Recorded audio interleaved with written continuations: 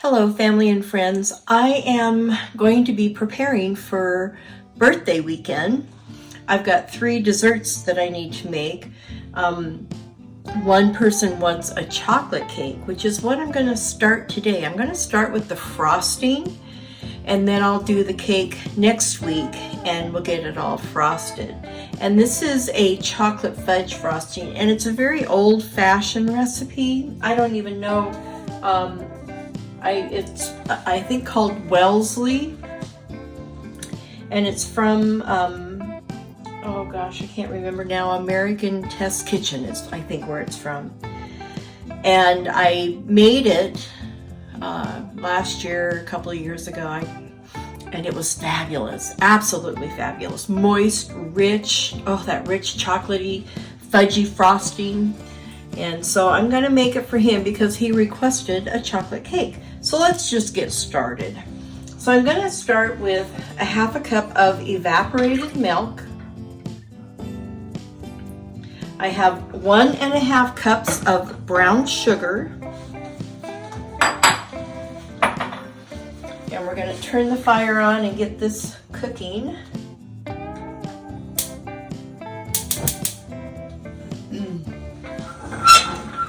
And I'm going to use my rubber spatula so it doesn't scratch the inside of my pot. I'm going to add 4 tablespoons of butter. I use the real butter. It's the Plugara, if I'm saying that right. I don't know. I apologize to those who know how to say it correctly. But has a richer fat content, so the flavors of whatever you're baking are amazing. And then I'm also going to add a half a teaspoon of salt. And we'll just let that get heated up and start cooking, melting.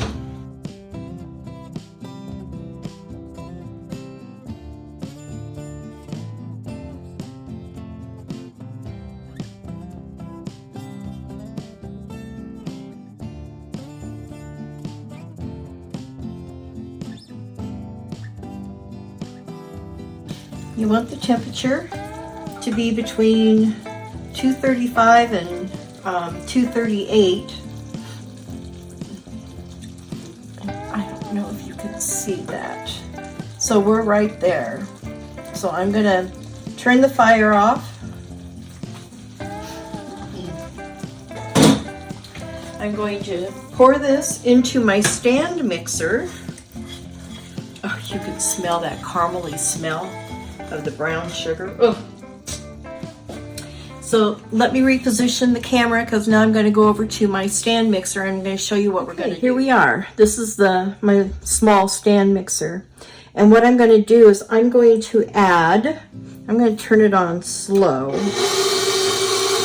And I'm going to add another half a cup of evaporated milk. And let it get all mixed in.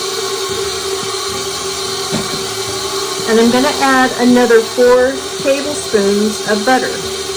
Let it get in there and get all melted.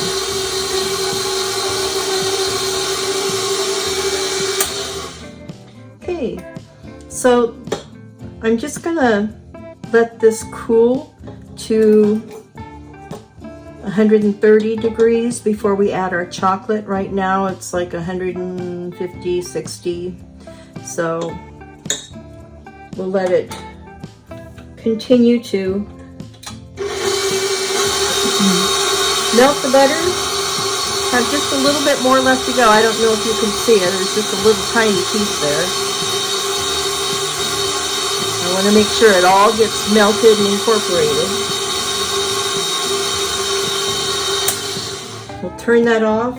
We'll wait, I don't know, 10 to 15 minutes, and then we'll check it, see where it's at temperature-wise, and then we'll add the chocolate and the vanilla.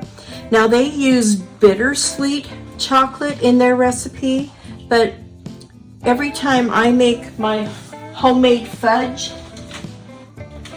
I use good old Nestle's semi-sweet chocolate. So this is what I'm using since it is a chocolate fudge recipe.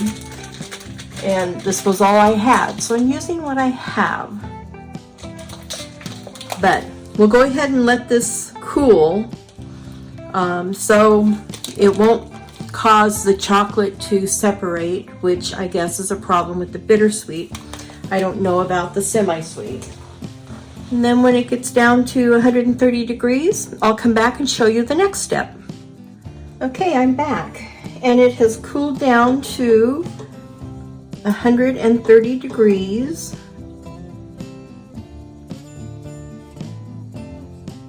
No, 131.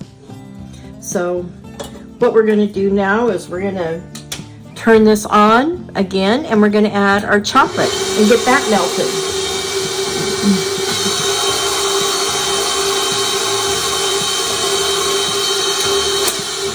And this is 8 ounces of semi-sweet chocolate, not the bittersweet, which the recipe called for, just to let you know.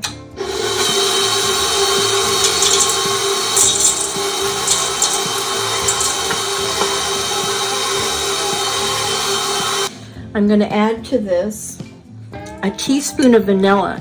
Now I'm using the Cook's vanilla, which is made right here in Paso Robles, and boy is it really good. I really like it. So look how rich that vanilla is.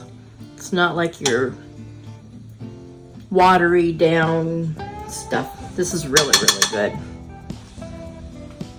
So if you're an avid baker, highly recommend this. You'll be amazed at how flavorful your products turn out. So let's get this mixing.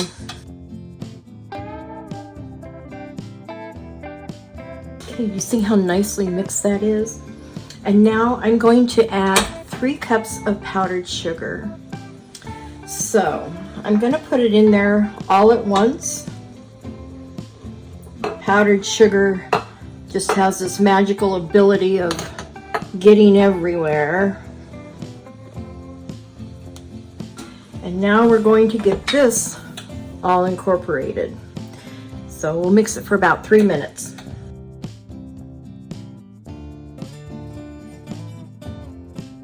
Okay, so I'm going to scrape this down. I want to get all this off the side. Okay, I'm going to take this and mix it the last bit by hand and make sure that everything has been incorporated. And then this is where I'm going to stop. Look at that. And it's still warm. You have to let it cool completely. But I'm not making the cake until next week. So I'm going to let this sit in the refrigerator, and then I'll show you how I finish this off next week, because all I do is put it back in the mixer once it's cooled, and it makes the most amazing frosting. Wait till you see. And the cake is absolutely fabulous too. So, boy, I may have to lick this beater. So I'm just making sure everything in the bottom, see, not everything got mixed in that little dimple part. So just going to make sure it's really good.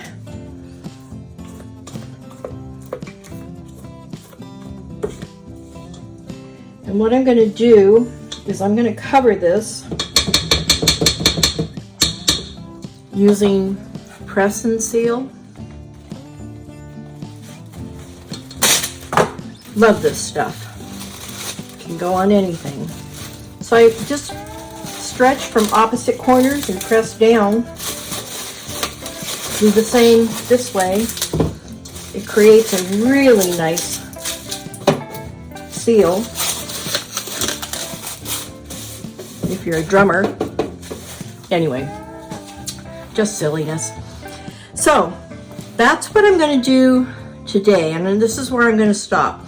I will come back next week and we will whip this up into a really nice smooth frosting that'll go on the cake that we're going to make next week. So until next time, make it a gorgeous day every day. Bye.